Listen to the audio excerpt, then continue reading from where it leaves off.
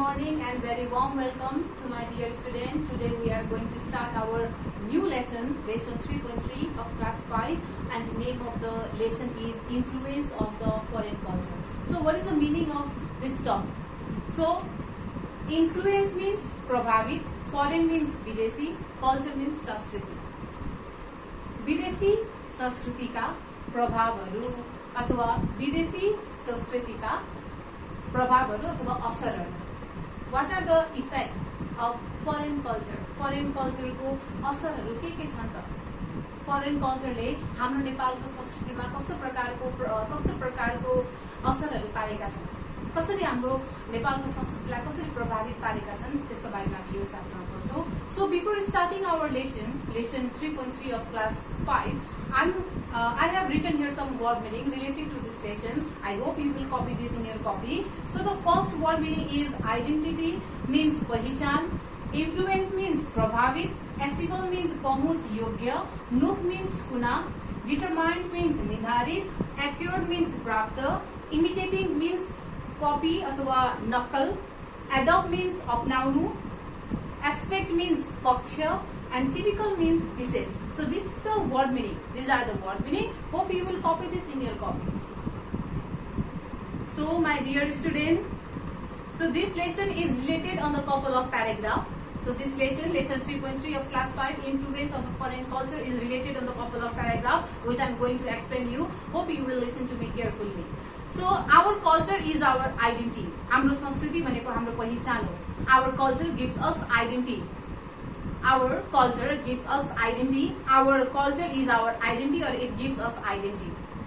So our habit and the way of life are determined by our culture and the society. र हाम्रो आनी बानी, हाम्रो जीवन शैली, यी सबै कुराहरू हाम्रो समाज, जुन समाजमा हामी बसौं, र हाम्रो संस्कृति र जुन समाजमा हामी बसौं, ती समाजले अथवा ती संस्कृतिले चाहिँ हाम्रो बानी बेउरा, हाम्रो वे अफ लाइफलाई चाहिँ निर्धारित गर्ने गर्छ, डिटरमाइन गर्ने गर्छ. It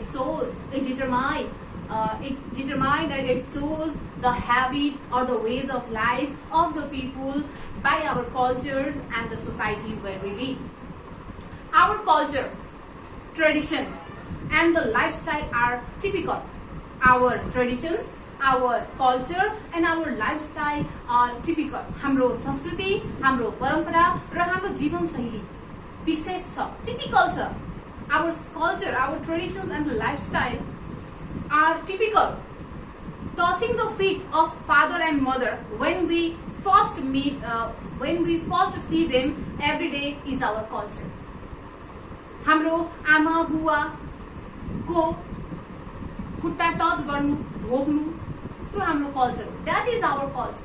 Touching the feet of our parents, touching the feet of our seniors or the elders, touching the feet of our teachers is our culture. It is our culture. That touching the feet of our parents or the teachers shows our culture. Respecting guests, providing them a good meal and shelter are our cultures. हाम्रो घरमा आउने पाहुनाहरूलाई सम्मान गर्ने, मिठो मिठो परिकारहरू पकाएर खुलाउने त्यो हाम्रो संस्कार हो. That is our संस्कार. हामी नेपालीहरूले घरमा आएको पाहुनाहरूलाई राम्रो खाना दिन्छौं, राम्रोसँग साथ संस्कार गर्ने गर्छौं. बरु हामी गुन्द्रीमा सुत्छौं, तर हाम्रो घरमा आएको पाहुनालाई हामीले न्यानो बिस्तारमा सुताउने गर्छौं. That is our culture. So we take good care of our senior citizens at a home. र हाम्रो घरमा भएका वृद्धहरूलाई, जो सिनियर सिटिजन छ, हाम्रो हजुरबुवा, हाम्रो हजुरआमालाई हामीले राम्रो हेरचाह गर्छौं, माया गर्छौं. त्यो पनि हाम्रो के हो त? संस्कार हो. That is also our culture. Men in our society enjoy wearing daura surwal, istakot, and topi. And women in the society wear gunya cholo, patuko, majetro, etc. So the men in our society enjoy to wear daura surwal, dhaka topi, istakot, and the women in the society loves to wear gunya cholo, fariya, patuko, majetro. many of us singing लोक song of our locality and dancing on the beat of the मादल र हामीहरूलाई मादलको तालमा लोक भाकामा मादलको तालमा नाच्न गाउन हामीलाई एकदमै मन पर्छ. We love to sing लोक song and we love to dance on the beat of madal. Roti, dhero, gundruk are our typical common food, and we all work together to product and promote our cultures. Roti, dhero, gundruk, यी भनेको हाम्रो typical common food हो. That is our typical common food, and we all work together to promote and to product our cultures. We should promote our cultures. We should promote our cultures. हामीले हाम्रो कल्चर्सलाई हाम्रो संस्कृतिलाई चाहिँ हामीले प्रचार प्रसार गर्नुपर्छ. संसारभरि चिनाउनु पर्छ. We should promote our cultures. We should product or promote our cultures. We should work together. We should work together to promote or product our culture. But nowadays, अहिले our culture has been influenced by the foreign culture. But nowadays, our culture has been influenced by the foreign culture. तर अहिले हाम्रो संस्कृतिहरू विदेशी संस्कृतिहरूबाट प्रभावित भएका छन्. We call it Western culture. Foreign culture लाई हामीले अर्को भाषामा Western culture पनि भनेर भन्ने गर्छौं. In the past, the world was not accessible easily. In the past, the world was not accessible easily. पहिला पास्टमा अतीतमा संसार यति पहुँच योग्य थिएन, सहज थिएन, सजिलो थिएन. But today, because of the electronic media, because of this internet, the world was accessible easily.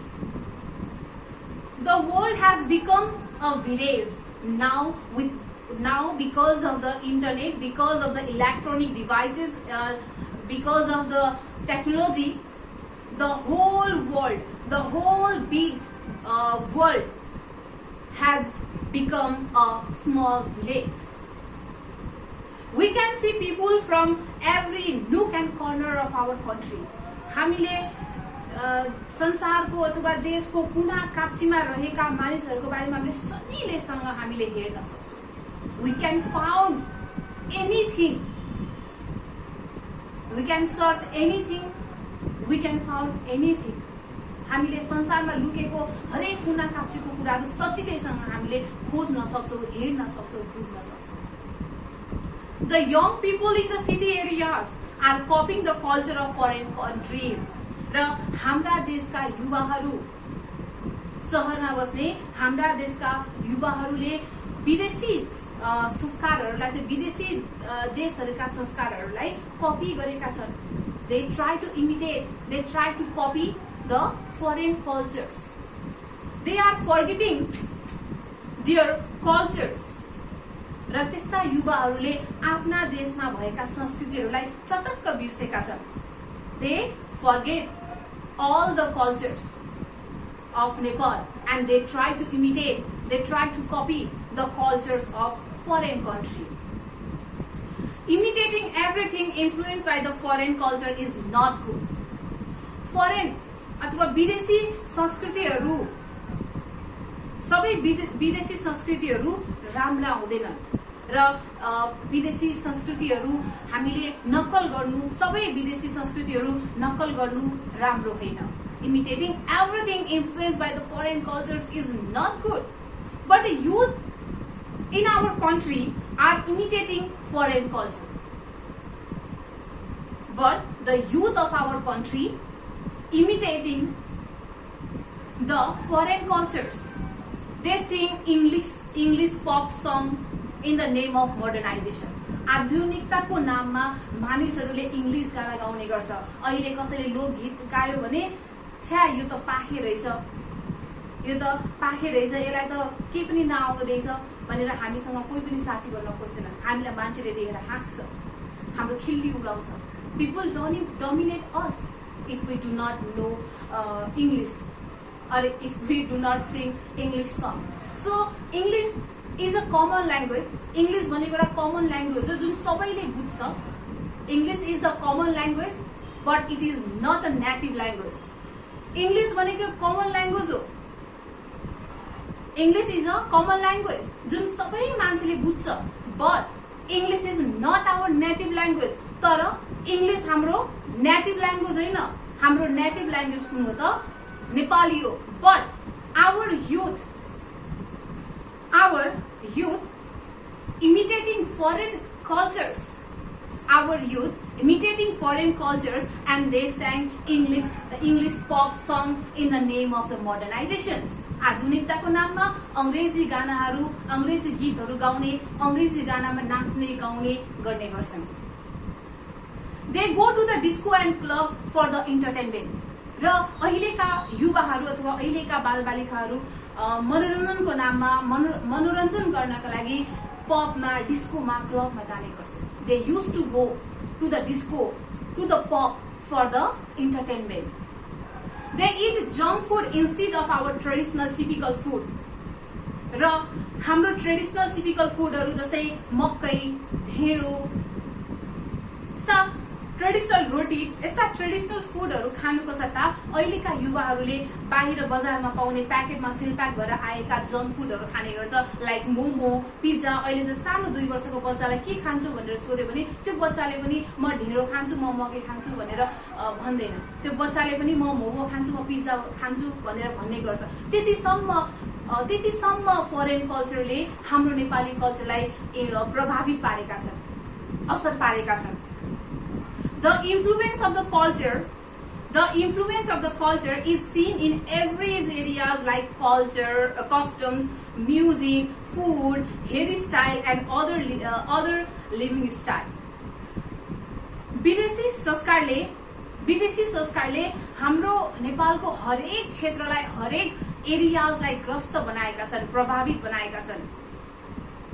Customs, music, food, hairstyle, अन्य कुराहरू यस्ता हरेक क्षेत्रमा फरेन कल्चरले प्रभावित पारेका छन् अथवा असर पारेका छन्. We know that our culture is our identity.